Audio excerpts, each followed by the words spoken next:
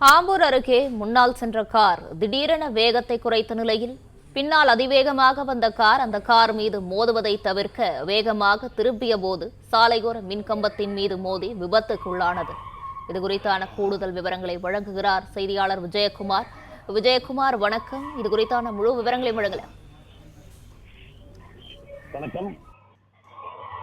சென்னை விருகம்பாக்கம் பகுதியை சேர்ந்த முகமது அமான் இவர் தனது நண்பருடன் தருமபுரிக்கு தனது காரில் சென்று கொண்டிருந்த பொழுது திருப்பத்தூர் மாவட்டம் ஆம்பூர் அடுத்த சான்றோர்குப்பம் பகுதியில் சென்னை பெங்களூர் தேசிய நெடுஞ்சாலையில் கார் சென்று கொண்டிருந்த பொழுது முன்னால் சென்று கொண்டிருந்த கார் மீது மோதாமல் தடுப்பதற்காக முகமது அமான் காரை கட்டுப்படுத்தியுள்ளார். அப்பொழுது கார் அவரது கட்டுப்பாட்டை இழந்து இந்த சாலையோரமாக நிறுத்தி வைக்கப்பட்டிருந்த இருசக்கர வாகனத்தின் மீது மோதி அங்கிருந்த தலக்கடிக்குள் புகுந்து மின்சார கம்பத்தில் மோதி நின்றுள்ளது.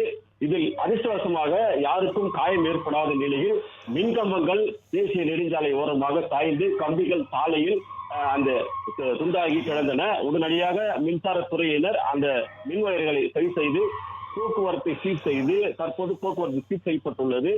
மேலும் இந்த சிசிடிவி காட்சிகள் வெளியாகி தற்போது பரபரப்பை ஏற்படுத்தியுள்ளது. பிளே ஸ்டோர் மற்றும் ஆப் ஸ்டோரில் இருந்து பாலிமர் செயலியை QR கோடு மூலம் பதிவிறக்கம் செய்யுங்கள். செய்திகளை உடனுக்குடன் பெறுங்கள்.